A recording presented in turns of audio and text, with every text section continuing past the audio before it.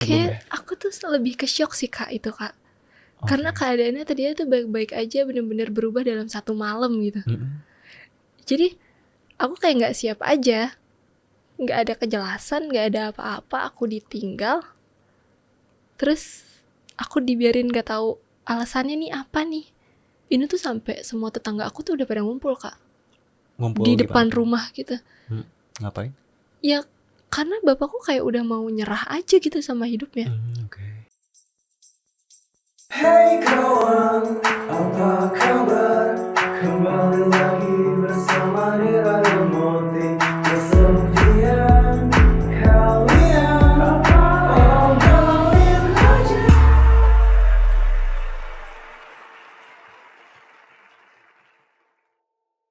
Halo Sobat Nadir, balik lagi ke Nadir Podcast bersama gue Moti. Di podcast ini kita akan membahas tentang pengalaman loneliness dan juga lost point dari para bintang tamu yang udah hadir.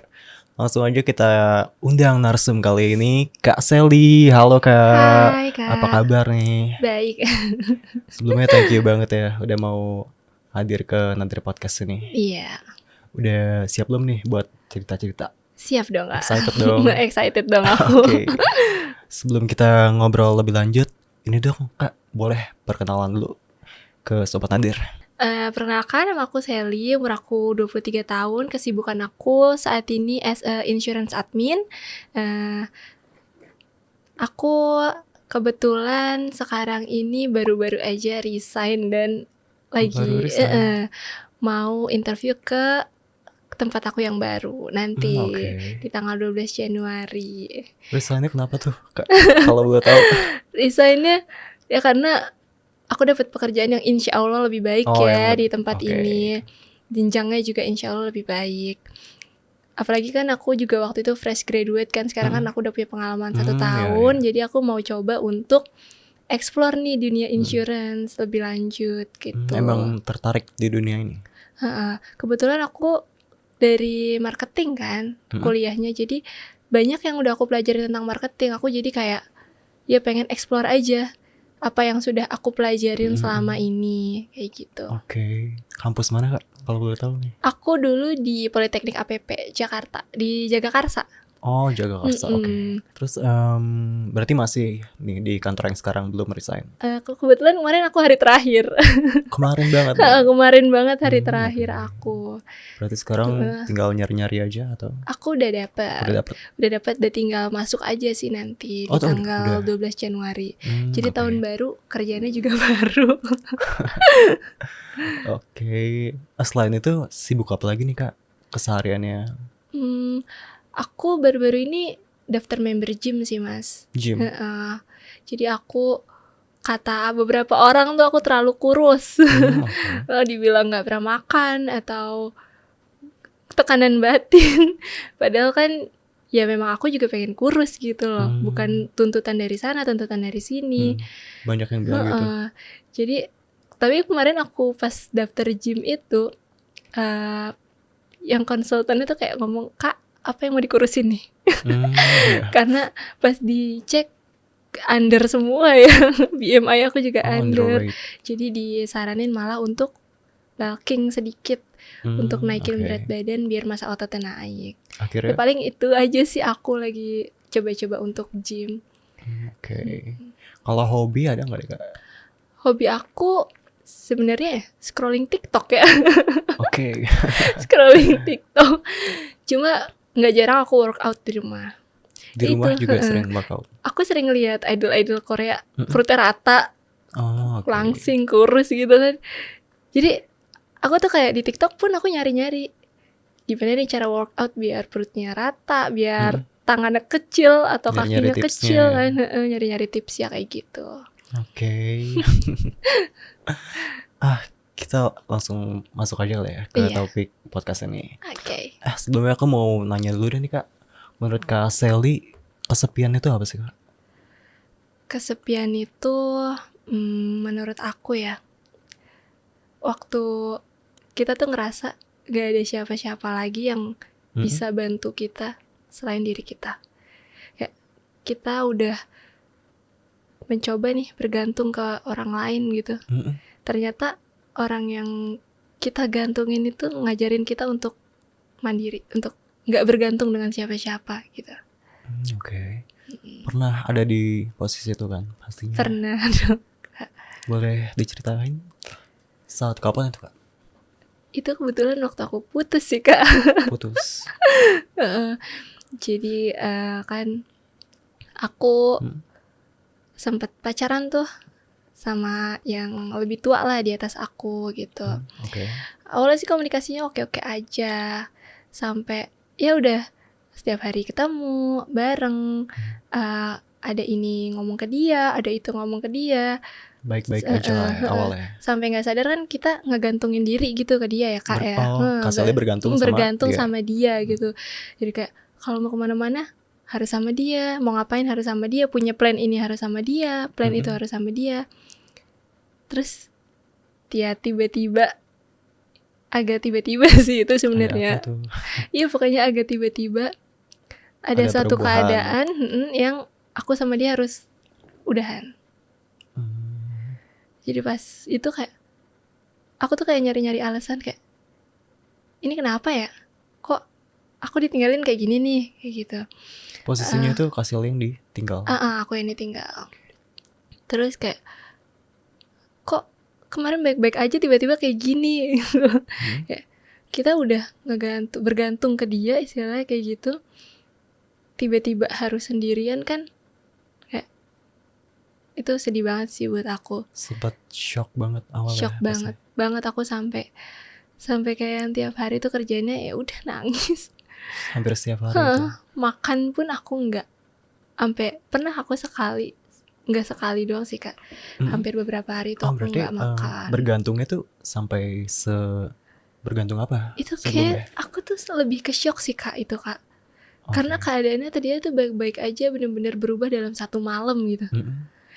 Jadi aku kayak nggak siap aja, nggak ada kejelasan, nggak ada apa-apa, aku ditinggal, terus aku dibiarin nggak tahu alasannya nih apa nih.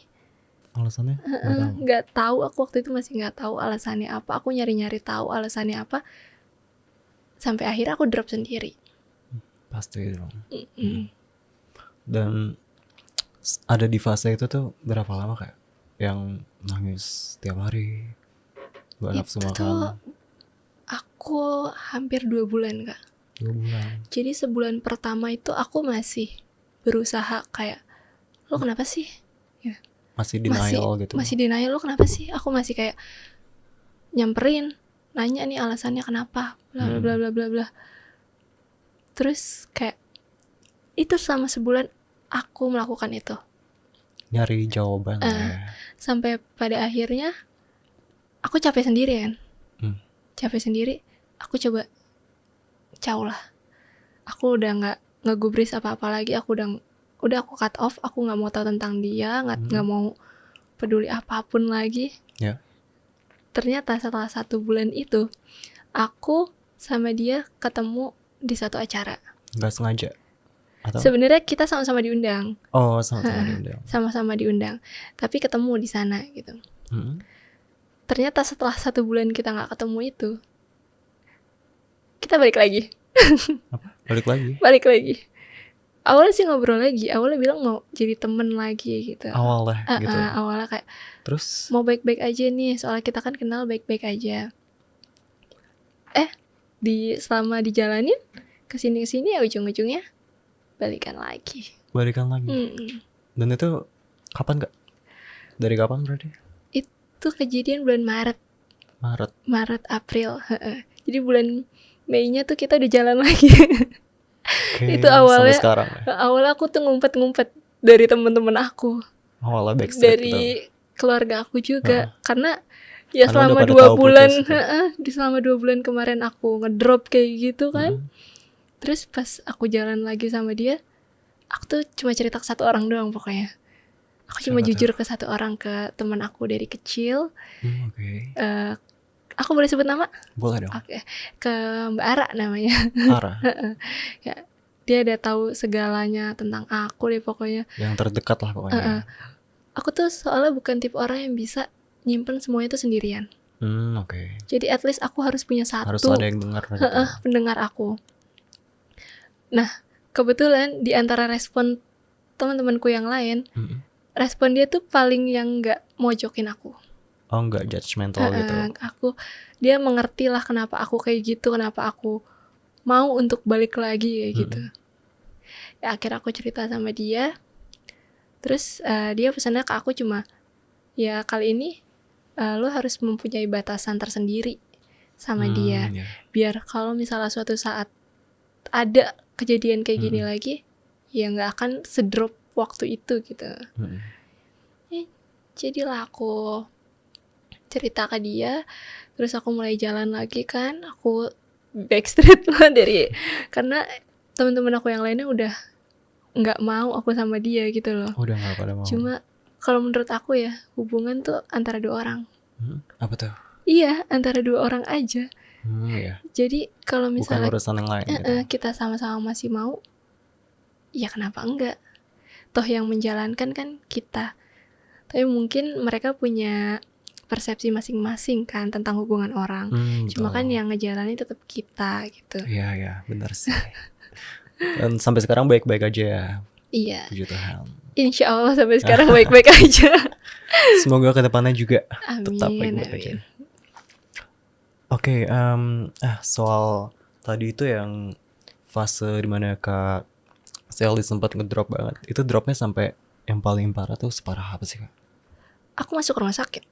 Sampai masuk rumah sakit? Masuk rumah sakit. Karena gak mau makan itu atau? Karena tipes. Oh, oke. Jadi tipes, mah, asam lambung, semuanya jadi Semuanya satu. tuh satu. Keluar semua. Itu kayak waktu aku dibawa ke UGD itu, pas mau diinfus kan ya, Ya. sama susternya, itu waktu tangan aku dipegang kayak sampai, Kak, ini kamu nggak pernah makan ya Kak? Iya. Saking bener-bener tulang doang. Dulu lebih kurus dari ini. Lebih kurus dari ini. Waktu itu ya, bener-bener kayak berapa ya Kak? Bisa 40 kilo doang kali Kak aku Kak. 40 kilo doang. Dari berat badan aku itu 49 atau 50. Normalnya aku segitu. Lumayan kan dropnya. Terus apalagi yang Kak Sally rasain waktu itu?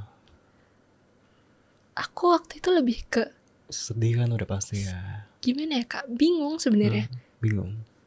Kayak kenapa gitu loh. Karena nggak dapat penjelasan apa-apa juga. Nggak ada ya. penjelasan apa-apa gitu. Cuma ya aku dari situ kayak inian aja sih, ya udahlah kalau misalnya memang jodoh, ya pasti bakal datang lagi. Kalau misalnya emang takdirnya udah pisah, ya udah, berarti bukan jodoh. Betul.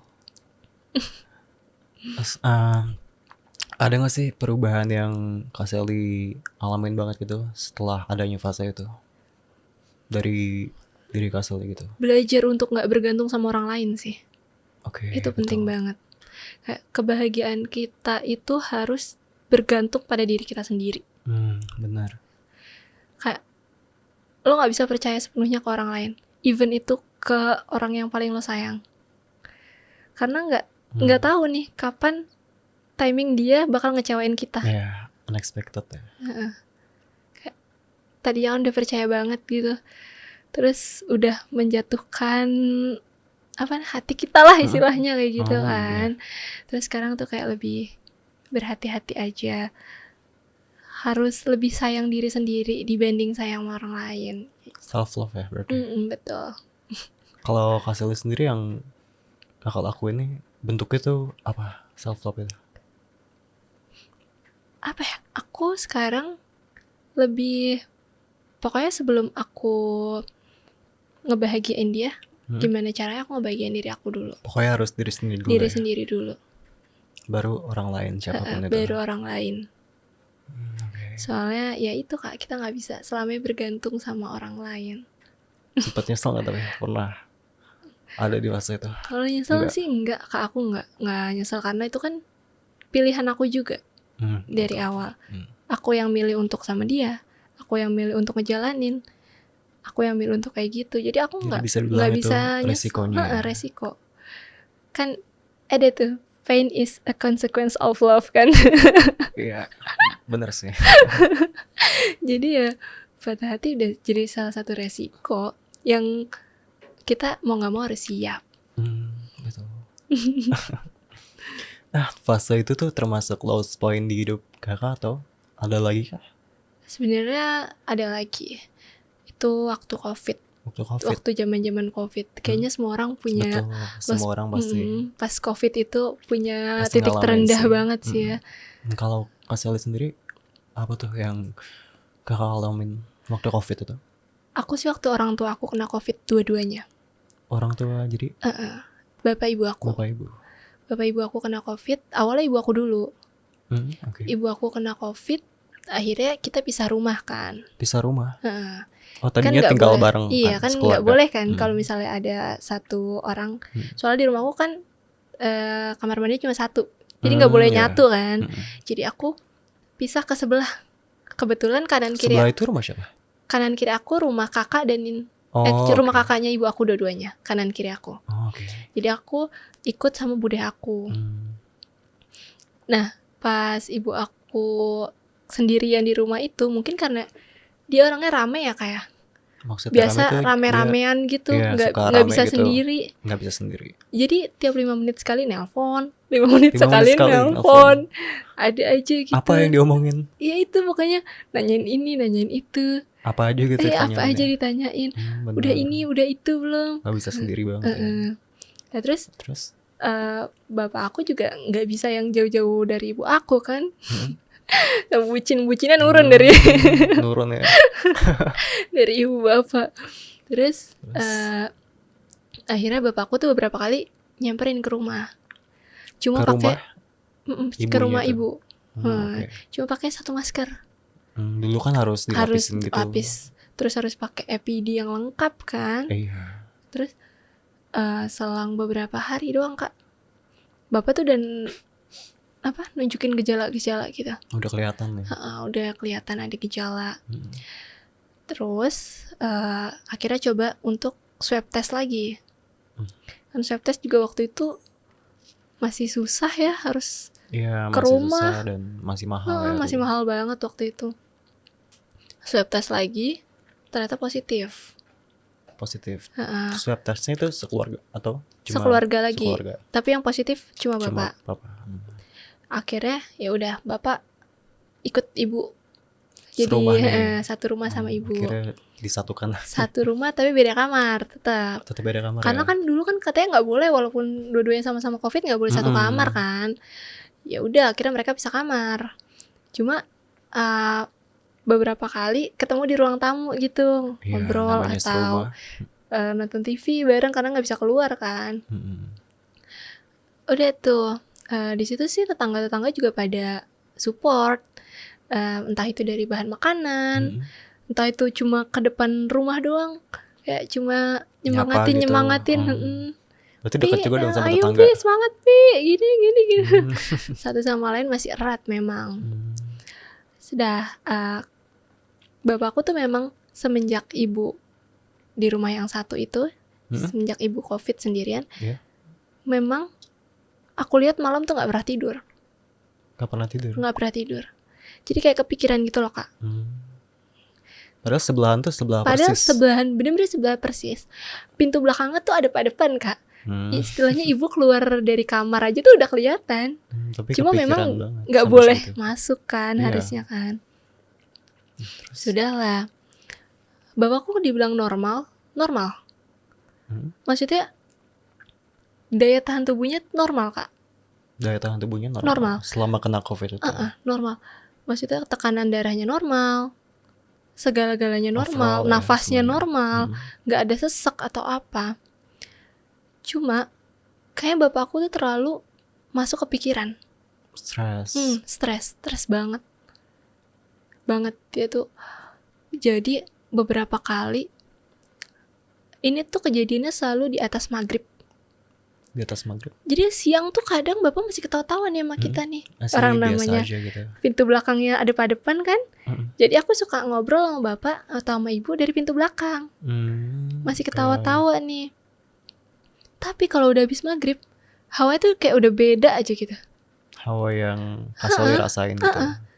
Dan iya bapak jadi kayak murung, diem aja gitu, kayak maunya nyerah sama penyakitnya dia. Itu selalu tuh Selalu setelah kena COVID setelah kena COVID langsung begitu. langsung begitu. Sampai pada akhirnya manggil ambulans tuh kak. Panggil ambulans. Ambulans. Yang pertama itu bukan ambulans. Yang pertama itu diantar pakai mobil pribadi. Mobil pribadi. Cuma yang nganter ya pakai EPD lengkap lah. Manggil orang gitu atau? Kakak sepupu aku sendiri. Ya terus habis itu dibawa ke rumah sakit Polri. Di rumah sakit Polri alhamdulillah dapat kamar tuh kak. Iya kan dulu rumah sakit penuh banget ya. Penuh banget kan kak.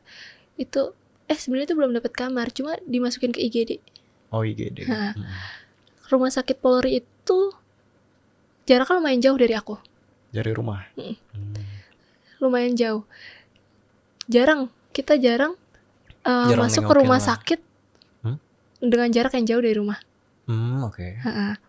Jadi waktu itu bapak tuh mikirnya takut anaknya pada kasihan gitu loh kak, nganterin makan atau apa gitu. Kita nggak ada yang tahu kak. Maksudnya kita benar-benar nggak dikasih tahu sama bapak. Ternyata bapak tanda tangan surat penolakan perawatan. Oh iya. Akhirnya dibawa pulang lagi kan. Dibawa pulang lagi. Setelah itu kondisinya stabil. Oh setelah itu stabil. Stabil. Kayak mau membuktikan gue lagi stabil nih. Terus abis itu 2 hari kemudian ngedrop lagi kak. Ngedrop lagi. Sama kayak sebelumnya. Lebih parah. Lebih parah. Ini tuh sampai semua tetangga aku tuh udah pada ngumpul kak. Ngumpul di depan rumah gitu. Ngapain? Ya karena bapakku kayak udah mau nyerah aja gitu sama hidupnya. Kayak udah nggak mau survive lagi. Saat itu ibu masih di rumah itu juga? Masih di rumah. Ibu di dalam mah udah nangis aja. Akhirnya ada satu teman kecilnya Emas, teman kecil aku juga. Dia pakai EPD lengkap. Dia masuk ke dalam rumah aku. Nggak tahu dia bisikin apa ke bapak aku. Dia ngomong apa ke bapak aku. Sampai sekarang aku nggak tahu. Sampai sekarang aku benar-benar nggak tahu mereka ngomongin apa. Akhirnya mau diajak ke rumah sakit. Akhirnya ke rumah sakit lagi tuh. Ke rumah sakit lagi. Yang kedua ini naik ambulans. Rumah sakit yang sama atau? Enggak, yang beda. Ini di dekat rumah. Oh, ini rumah sakitnya cuma keluar gang langsung ke rumah sakit. Oh, dekat banget. Dekat banget kan kak. Itu tadi itu rumah sakit penuh banget kak. Dahlah ada satu orang baik yang ya Allah kirimlah untuk keluarga aku. Bisa bantuin bapak untuk dapat kamar di situ. Langsung kak, langsung masuk kamar. Bener-bener langsung masuk kamar. Gak ke IGD dulu gitu? Ke IGD sebentar doang. Langsung masuk kamar. Di kondisi semua rumah sakit penuh. Karena itu lagi naik lagi. Entah kenapa perasaan kita sekeluarga tuh gak enak kak. Gak enak? Gak enak banget. Kayak gelisah gitu? Gelisah. Mau tidur gelisah. Karena bapak tuh jujur ya. Dia tuh gak pernah jauh dari anak-anaknya. Even aku sekarang udah 23 tahun nih. Aku tuh masih suka ngusel-ngusel kak. Pokoknya aku masih sedekat itulah sama bapak aku. Adik aku yang perempuan juga masih sedekat itu sama bapak aku. Dan dia tuh seneng. Bapak aku tuh seneng diunyeng-unyeng sama anaknya gitu. Dikelilingin anak tuh seneng. Nah terus kita coba nih video call. Bapak tuh masuk jam 11 malam kak. Jam 2 pagi tuh aku video call. Itu udah di rumah kan? Aku udah di rumah, tapi bapak masih di rumah sakit. Udah di kamar rumah sakit. Waktu itu dapet kamar lantai 3. Oh 3, Ditanya kak, kenapa? Gitu. Rame di sini katanya. Kata siapa? Kata bapak. Rame di sini, rame banget. Rame. Padahal itu kamarnya sepi. Cuma bapak sendiri. Ada orang 2. Siapa? Ada pasien juga 2. Oh ada pasien juga. Oh iya, kamarnya bertiga gitu. Cuma sepi kak. Pasiennya udah tidur. Jam 2 pagi. Cuma bapak doang yang bangun. Terus diajak ngobrol tuh juga kayak nggak nyambung gitu loh kak. Nggak nyambung. Pikirannya kayak nggak ada di situ. Kayak kepikiran hal lain gitu. Kepikiran hal lain. Biasanya nggak gitu sebelum-sebelumnya. Kayak sih halusinasi Kak. Halusinasi. Aku nggak tahu dia nyerangnya tuh nggak ke daya tahan tubuh tapi ke mental lah, ke psikisnya. Oh ya? Kayak gimana contohnya? Jadi pas mau menjelang subuh tuh Kak, udah mulai kayak ngedeket-deket ke jendela gitu. Bapak? Ngedeket jendela. Panik nggak lu Kak, ya Allah. Itu taunya dari? Kita kan lagi video call. Oh masih video Kita call? nggak matiin video call Kak. Oh, oke. Bener-bener di depan jendela ngelongok-ngelongok, sedangkan jendelanya tuh gitu. cuma segini doang. Oh. Jadi kayak gini juga kelihatan gitu loh. Yeah. Palanya bisa keluar. Kayak, Bapak mau ngapain? Enggak, Bapak mau ngeliat doang. Katanya kayak gitu. Cuma kita kayak, aku langsung bangunin kakakku tuh, Mas, coba Mas, samperin Bapak Mas. Namanya COVID kan gak bisa disamperin kan. Benar. Ternyata Bapak juga nelpon ibu. Telepon kita dimatiin, nelpon ibu. Terus ibu udah panik. Ibu aku orangnya panikan banget. Panik banget pasti waktu itu. Panikan banget. Gimana Sel nih, Bapak gimana? Nanti gini. Udah, akhirnya itu video call nggak boleh kita matiin Kak. Semalaman tuh akhirnya. Jaga-jaga. Pagi-pagi ada suster. Kita akhirnya ke IGD nih pagi-pagi. Ke IGD? Untuk bilang ke susternya. Oh, kalau semalam ada kejadian kayak gini. Yeah. Itu sama pihak rumah sakit Kak. Langsung dipindahin. Ke kamarnya langsung dipindahin jadi kamar sendiri. Jadi terus, di kamarnya itu cuma sendiri dong. Dokternya nelpon langsung ke keluarga aku. Nanya, ibu aku kena COVID juga atau enggak? Terus pas kita bilang kena, ibu aku tuh disuruh untuk dirawat di rumah sakit bareng bapak aku. Oh, satu kamar akhirnya. Di keadaan rumah sakit penuh Kak. Sampai dokternya sendiri yang minta. Ya karena mungkin dokternya juga tahu ya yang mengganggu bapak aku adalah mental ya, psikisnya. Bukan daya tahan tubuhnya. Akhirnya ibuku prepare ke rumah sakit kan. Sampai sana dipindahin ke kamar yang isinya berdua doang sama ibu aku. Itu tuh keadaannya tuh jendela dipakuin Kak. Dipakuin? Khusus dipakuin sama rumah sakitnya? Biar gak bisa dibuka. Oke. Karena takut terjadi hal-hal bener. Pasti yang rumah gak sakit juga diinginkan takut kan. ya. Karena susternya itu kita kenal. Oh, kenal sama susternya. Jadi kita bisa ngasih tahu kondisi bapak nih gimana nih, biar nggak terjadi hal-hal yang nggak diinginkan kan. Dan selama bapak psikisnya lagi kena itu nggak mau ibadah. Nggak mau ibadah. Sebelumnya rajin. Sebelumnya bapak kalau misalnya sholat gitu, kadang bapak yang azan di masjid, bapak yang imam. Okay. Cuma waktu itu tuh untuk ngebalikin bapak mau lagi untuk sholat tuh setelah ibu udah di sana. Pas udah berdua gitu. Pas udah berdua sama ibu, udah ada yang ngajak ngobrol. Nah itu udah berarti mulai. Bener ya, nggak bisa sendiri banget. Udah mulai mau ngobrol, matanya udah nggak celong gitu, matanya udah nggak kosong. Jadi ya mungkin emang biasa berdua kan, apa-apa ngobrol berdua. Ini dipisahin 2 minggu kan kerasa juga ya. Di rumah sakit berarti berapa lama? Di rumah sakit 2 minggu juga. 2 minggu juga. 2 minggu juga sampai dia negatif. Okay. Negatif itu bareng berdua? Atau iya, negatifnya bareng berdua. Pas banget ya. Pas banget. Mereka negatif berdua, keluar rumah sakit juga berdua. Soalnya kalau yang satu masih positif gitu, pisah lagi. Nah tadi yang Kak Sally bilang itu halusinasinya sampai kayak gimana? Halusinasinya tuh dia kayak ngerasa di sekitarnya tuh banyak orang Kak. Banyak orang yang ngejek dia. Yang ngejek? Ngejek gimana maksudnya? Ngejek lemah karena kondisi dia. Okay. Lu tuh gak kenapa-napa. Tapi kan yang ngerasain kan tubuhnya kan beda kan. Ya mungkin itu salah satu efek halusinasi juga. Aku juga nggak expect sih Kak kalau misalnya kena sampai halusinasi kayak gitu. Soalnya pas dicek segala-galanya Kak waktu di IGD itu normal, Normal semua. detak jantung normal, terus tekanan darah normal, pokoknya semuanya normal. Dan kalau Bapak sendiri bilangnya itu yang ngejek tuh siapa orang-orangnya? Nggak jelas sih Kak, Nggak jelas. Emang Nggak cuma jelas. kayak dengar suara doang gitu. kayak dikelilingin aja gitu. Kayak dikelilingin. Mm-mm. Padahal kan ya di rumah sakit isinya cuma berdua doang, nggak ada siapa-siapa lagi.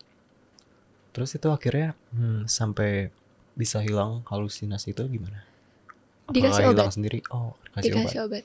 Jadi masuknya bapak diperiksa sama psikiater juga. Oh, sempat diperiksa psikiater pas masih di rumah Pas sakit. masih di rumah sakit tuh ditanganin sama psikiater juga. Jadi ada beberapa obat, termasuk obat tidur. Karena malam, jadi waktu udah pulang dari rumah sakit, katanya kan kita nggak boleh ngedeket dulu kan walaupun udah negatif. Tapi yang namanya anak ya Kak, Iya. udahlah orang udah negatif, mau apa lagi sih kayak gitu kan. Kira udahlah serumah aja kita. Toh rumah udah dibersihin, udah didisinfektan semuanya. Pas kita perhatiin, menjelang maghrib, sama menjelang maghrib. Masih. Menjelang maghrib masih kayak bengong. Jadi harus banyak diajak Padahal ngobrol. udah serumah lagi gitu. Terus kalau mau tidur pun masih harus minum obat tidur waktu itu. Karena nggak bisa tidur. Nggak bisa, belum bisa tidur nyenyak gitu. Itu hilangnya menurut aku ya karena dia udah kumpul sama keluarga aja sih Kak. Karena ya bertahap Udah gitu pelan-pelan ya. berkumpul lagi, udah bisa ngobrol lagi, udah satu rumah lagi, rame lagi kan satu rumah. Lama-lama normal sendiri. Berarti Cuma sampai sekarang kalau misalnya bapak lagi ada kepikiran sesuatu, jadi efeknya tuh nggak bisa tidur. oh, efeknya sampai sekarang gitu. Jadi gimana caranya nih kita sekarang ngejaga biar nggak ada sesuatu yang Bikin Bapak kepikiran. bikin gitu. bapak kepikiran, nggak ada yang menuhin pikiran bapak gitu. Dan di saat waktu itu pas akhirnya Bapak sama Ibu udah negatif, udah bisa pulang ke rumah, itu kangen banget nggak sih Kak? Kangen Perasaannya banget Kak, gimana? seneng banget sih Kak. Kayak Di rumah itu berapa bersaudara sih? Aku 3 bersaudara. 3 bersaudara. Dan semuanya di rumah itu. Semuanya di rumah. Pas pulang itu gimana? Adik aku sih yang paling ini. Oh, Karena paling dia kecil kan ya? bontot, udah bontot, cewek, kan berarti anak bapak banget tuh. Hmm. Tiga-tiganya sebenarnya deket sih. Semuanya deket. Jadi pas bapaknya datang tuh ya diciumin lah, ya dipelukin lah. Pasti. Bobonya udah nggak mau sama Nempel terus aku kan. deh. Jadi bobonya sama bapaknya. Pernah juga sih Kak, Apa? dalam satu malam itu kita tidur bareng-bareng. Berlima berarti. Nggak berempat, kakakku nggak ikut. Oh, nggak mau dia. Udah Udah gede. terlalu tua. Cowok Kak. Iya sih. Beda cowok kan. juga. Kalau cewek kan maunya nempel aja sama bapaknya kan. Sama bapak, sama ibu, sama adik aku waktu itu. Bobo berempat. Seneng banget ya bapaknya. Sempit-sempitan. Tapi akhirnya balik lagi gitu, ngumpul lagi. Akhirnya keluarlah dari masa-masa kelam kayak gitu. Karena jujur itu nguras mental juga sih Kak. Keluarga semuanya. Termasuk aku. Kayak Kalau capek gitu loh Kak. kalau Sally sendiri di masa-masa kelam itu ya, ngeliat bapak kayak begitu, apa yang Kak Sally rasain waktu itu? Sedih sudah pasti ya Kak. Pasti. Cuma kan aku punya adik Kak. Adik aku masih kecil kan. Pokoknya gimana caranya aku nangis gak ketahuan sama adik aku. Ngumpet gitu. Adik aku tuh kayak udah bisa ngerasain gitu loh. Kalau bapaknya dibawa ke masih rumah kecil sakit, tapi udah ngerti gitu ya. bapaknya dibawa ke rumah sakit tuh dia nangis Kak. Oh jadi nangis tuh pas awal tuh. Nangis sampai sesegukan gitu. Umur berapa waktu itu adiknya? 2020 tuh dia kelas berapa ya? Kelas 4 atau 5 Kak. Ya, masih kecil sih. Masih SD. Aku di situ baru masuk kuliah. Semester 2. Okay. Aku waktu itu baru semester 2. Dan ya adik aku masih butuh Bangga. semangat lah, support lah. Kalau misalnya kita kelihatan sedih di depan anak kecil, nanti yang ada dia makin ngerasain Mm-mm. kesedihannya kan. Itulah aku tiap hari, adik aku mau makan apa, dia mau jajan apa, dia mau ngapain, nggak Ngurusin pernah banget kita ya, Kak. larang. Hmm. Terus dia tuh yang minta telepon bapak waktu bapak di rumah sakit tuh dia mulu. Oh dia. Mm. Bapak lagi ngapain ya mbak, ibu lagi ngapain ya mbak.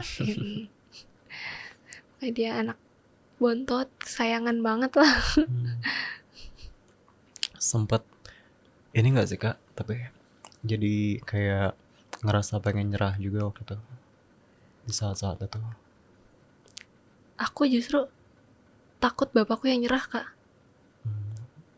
Aku belum siap kehilangan sih waktu itu. Pasti. Aduh, aku bener-bener kayak apa ya, kayak udah ngebayangin ke depannya aku nggak ada bapak, nggak ada ibu, gimana. Udah Cuma kan ngebayangin yang sampai kritis kan bapak nih, gitu. Iya. yang parah kan bapak. Jadi aku hari-hari yang bapak dianterin ke sana kemari sama bapak aku, kuliah Dari kecil selalu dianterin. dari kecil kak. Aku bahkan ambil almet kuliah nih kak, dianterin sama bapak aku. Aku mau main, dianterin sama bapak aku. Dianterin juga. Dianterin. Padahal ada motor di rumah. Cuma memang bapak mau nganterin. Jadi ya satu sama lain dekat gitu. Dan jadi sampai udah ngebayangin kalau misalnya bapak nggak ada gitu. Iya Amit-amit kayak, ya. ya amit-amit. Gimana? Tapi aku percaya aja sih kak, pasti bisa survive dari masa-masa itu tuh, bisa survive. Apalagi banyak dukungan kan dari teman, dari keluarga, dari kerabat-kerabat Banyak lah ya dekat. support systemnya. Jadi tahu mana orang yang benar-benar baik sama kita, mana orang yang benar-benar peduli sama keadaan kita gitu. Mana yang real or fake gitu. Betul. Banyak ternyata. Banyak. Tapi kebanyakan yang baik sih kak. Insya Allah kalau misalnya kitanya juga suka berbuat baik, pasti dikelilingin sama orang-orang baik juga kan. Iya, pasti. Dan sekarang gimana kondisinya keluarga Kak Selly? Sekarang normal-normal aja sih kak, alhamdulillah. Sampai sekarang udah nggak pernah ngedrop sampai kayak gitu tuh, nggak pernah. Udah seneng, happy banget pasti Udah ya. happy banget sih pasti. Karena ya pasti di masa-masa itu beneran berat banget nggak sih? Betul. Pressuring banget. Jadi kalau dari Kak Selly sendiri, pelajaran yang paling berharga gitu yang Kak Selly dapetin dari masa-masa itu apa Kak? Dari masa yang COVID tadi? Ya. Ya kalau menurut aku ya, pelajaran yang paling aku dapetin itu, kita nggak boleh berhenti berbuat baik sama orang lain, karena kita nggak tahu kapan kita membutuhkan orang lain itu. Kapan kita membutuhkan kebaikan orang lain. Kebaikan orang lain itu. Jadi ya sekarang harus berbuat baik lah. Ke siapapun. Gimana caranya kita berbuat baik ke siapapun, gimana pun balasannya nanti, pasti Allah punya cara terbaik untuk membalasnya ke kita. Pasti. Kalau ini kita kan tadi udah bahas yang masa-masa kelam ya gitu. Ada gak sih Kak momen terbahagia gitu selama hidup Kak Selly yang selalu pasti keinget terus gitu? Mungkin sama keluarga? Momen terbahagia ya banyak sih mas. Banyak. Banyak. Kalau yang paling bahagia gitu? Atau mungkin yang paling diinget sekarang nih apa? Yang paling diingat sekarang apa ya? Ya bahagianya dalam bentuk apa ini? Ya banyak juga sih ya bentuknya. Ya mungkin salah satunya Yang bisa akhirnya bisa kumpul lagi sama keluarga tuh. salah satunya itu termasuk gitu ya. terus aku juga balik Bisa sama balikan. Termasuk sama itu. Itu juga maksudnya dikelilingin sama teman-teman aku yang baik sampai sekarang, itu juga salah termasuk satu ya. kebahagiaan di hidup aku. Ada Banyak yang- teman yang membantu. Ada yang mau disampaikan gak nih Kak buat keluarga dulu mungkin ya? Ya buat keluarga aku, sehat-sehat selalu. Amin. Doain semoga aku karirnya makin oke, Amin. kerjaannya makin oke, pendapatannya juga makin oke. Amin. Terus untuk teman-teman aku, makasih di masa-masa kelam aku, di masa-masa titik terendah aku, udah bantuin aku, nggak ninggalin aku gitu. Dan untuk pacar aku, makasih untuk segala effort, segala sesuatu yang udah berusaha dia berikan untuk aku sampai saat ini. Oke. Aku mau nanya ini sih paling. Harapan Kak Selly buat kedepannya tuh apa Kak? Goal Kak Selly buat dengan New Year nih. Goal aku sih untuk tahun ini ya, itu tuh lebih ke pekerjaan aku sih. Semoga aku dilancarin nih di kerjaan baru aku kan. Amin. Semoga aku ngedapet lingkungan baik, Amin. dipermudah segala-galanya, karirnya, jodohnya. Kan udah dapet. Kan belum Hubungannya resmi. maksudnya. Oh iya. Semoga hal-hal baik terus datang ke aku di tahun 2024 ini. 2025. Oh, Gak apa-apa, masih ke bawah. masih ke emang. bawah ya. Iya. 2024 masih keinget-inget terus. Oke. Kalau ini Kak, ada yang mau dipromosin gak? Gak ada sih. Oke. Mungkin IG-nya boleh. Oh, boleh follow Instagram aku di Sel Pariani. Nanti ada di bawah Ada sini di nih. bawah. Oke. Sebelum kita akhiri ngobrol-ngobrol kali ini, aku mau minta ini dong Kak, positive quotes buat Sobat Nadir. Ada nggak? Positive quotes ya. Oke, untuk semua Sobat Nadir, dari aku, jangan lupa untuk berbuat baik kepada siapapun yang bakal kalian temuin, karena kalian gak bakal tahu siapa yang nanti akan membantu kalian di kedepan harinya. Oke. Thank you Kak Sally udah mau hadir ke Nadir Podcast dan Sama-sama, Kak. sharing ceritanya. Sebelum itu, ini Kak, aku punya merchandise. Apa tuh? Buat Kak Sally. Wow.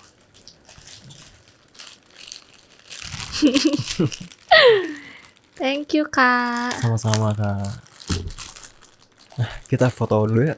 Boleh.